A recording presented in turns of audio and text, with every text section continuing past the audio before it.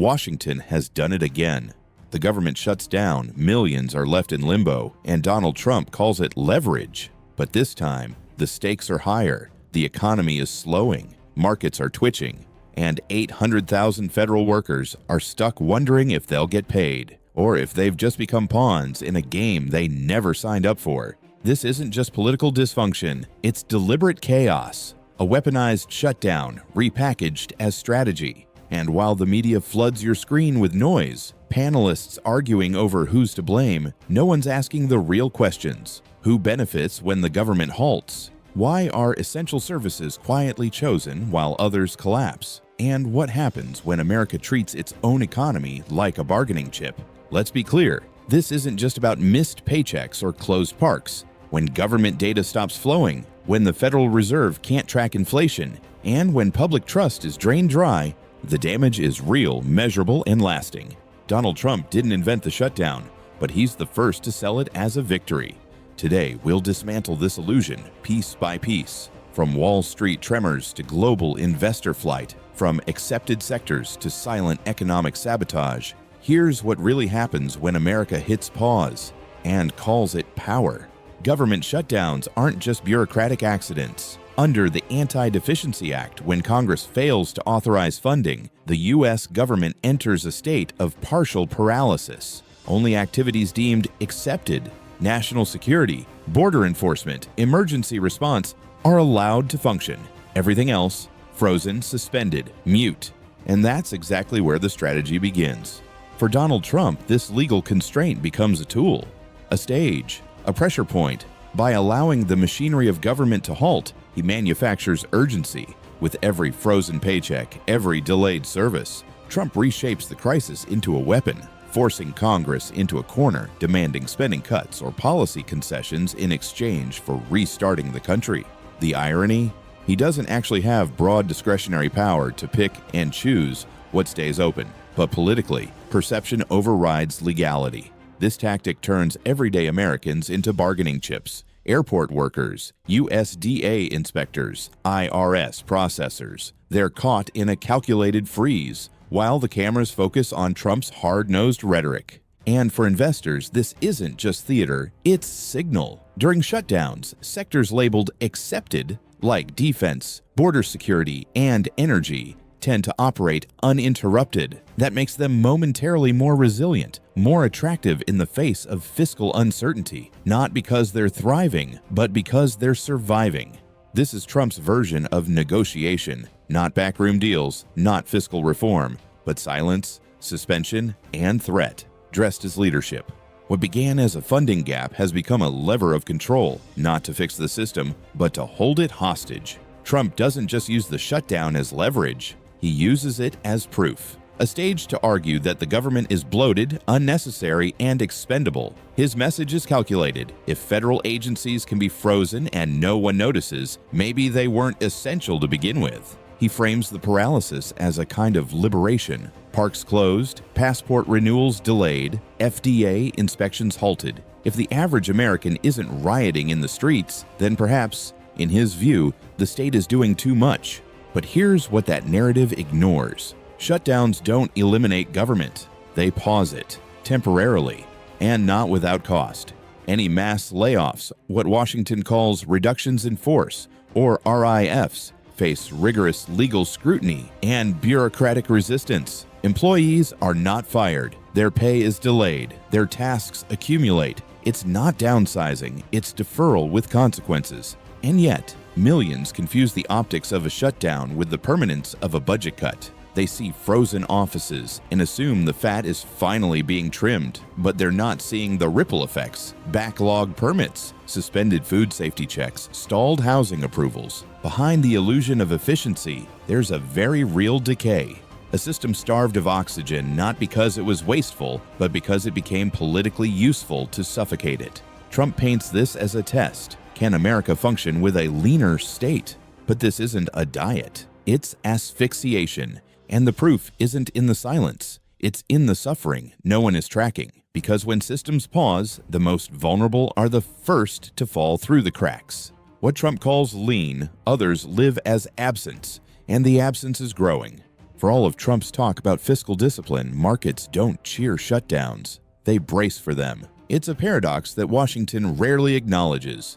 Investors are more tolerant of reckless spending than they are of legislative silence. Why? Because markets can price in excess.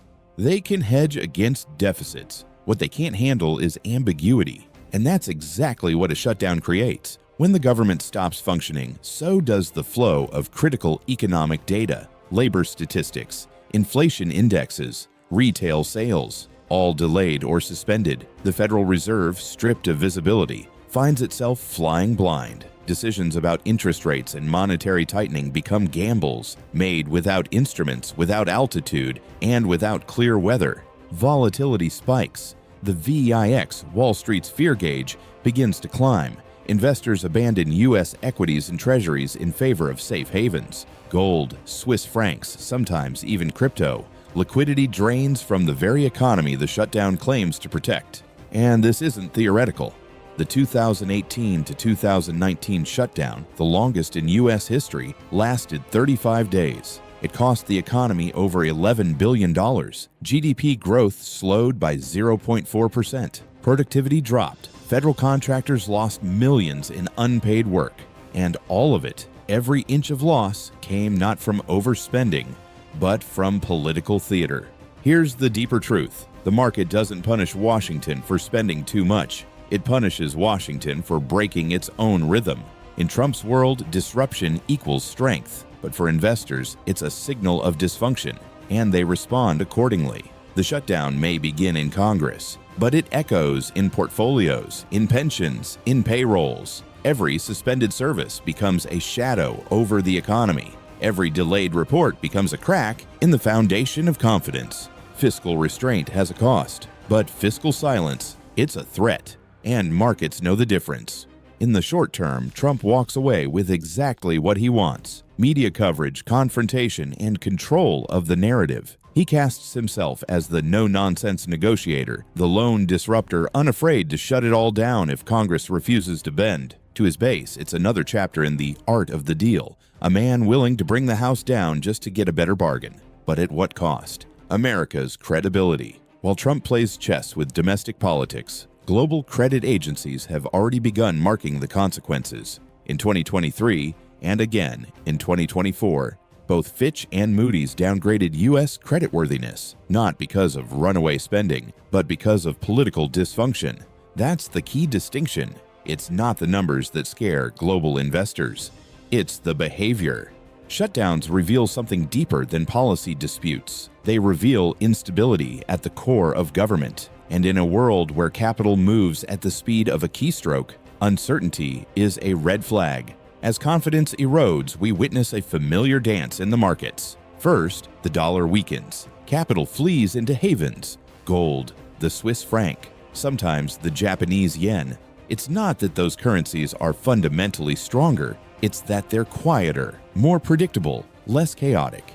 Then, almost paradoxically, the dollar rebounds, but not out of strength, out of fear. As emerging markets falter under global risk aversion, money snaps back to the U.S., not as a vote of confidence, but as a default retreat. The cycle repeats: disruption, retreat, temporary relief, until the next shutdown, the next downgrade, the next moment of self-inflicted uncertainty.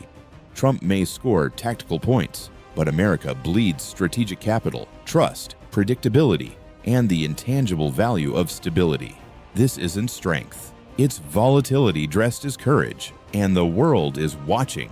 Donald Trump isn't the first president to weaponize a shutdown. Ronald Reagan faced 8 of them during the 1980s, and each time, the country walked away relatively unscathed. Government closed, then it reopened. Life moved on.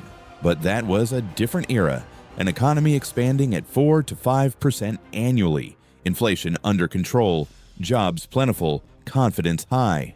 Today, the foundation is far more fragile. GDP growth has cooled to just 1.3%. Unemployment is rising toward 4.4%. Interest rates hover between 5.25 and 5.5%, the highest in over 2 decades. Consumer credit is stretched, corporate debt is mounting, small business confidence is evaporating, The terrain Trump is navigating isn't Reagan's America. It's a pressure cooker, and the idea that a modern shutdown can serve as some nostalgic throwback to limited government ignores how brittle the system has become. Here's the analogy Trump won't admit: trying to prove your car's fuel efficiency by draining the tank. For a few moments, maybe it coasts. The engine hums. The passengers cheer. But seconds later, silence, collapse. You're not moving anymore, and no one's impressed. This is the danger of applying old tactics to a new crisis. Trump believes the shutdown proves government waste. What it actually reveals is fragility, and worse, indifference to that fragility. The reality is sobering. What once passed as political theater now teeters on economic self-harm. The optics may be familiar, but the impact, devastatingly new. America in 2025 is not built for this kind of stress test. And yet, here we are, draining fuel, calling it strategy, and wondering why the engine stutters. Shutdowns were once rare disruptions, now they're strategy. Donald Trump didn't invent this weapon, but he's elevated it into an art form, transforming what should be a last resort failure of governance into a televised act of political strength. And in doing so, he's redrawn the rules, no longer about budgets or priorities, but about pressure, optics, and control. But behind the showmanship lies a corrosive truth. Every shutdown weakens the public trust. Every delayed service, every unpaid worker, every halted statistic chips away at the credibility of the state. Markets notice. Foreign investors adjust. Credit agencies respond. The economy doesn't pause. It bruises, it limps, it recalibrates downward. Trump may have gotten the chaos he ordered, but the American people got uncertainty, paralysis, and a system increasingly viewed as dysfunctional by the rest of the world. And while the cameras follow Trump's next move, the world keeps turning. Trade deals are signed. Without U.S. participation, alliances shift. Capital flows elsewhere. The global order quietly reshapes, while Washington bickers over whether or not to keep the lights on. This isn't about politics anymore. It's about economic survival, sovereignty, stability. And the real question isn't whether shutdowns are legal or even effective. It's this: how many more times can America afford to hit pause before the rest of the world stops waiting for it to press play?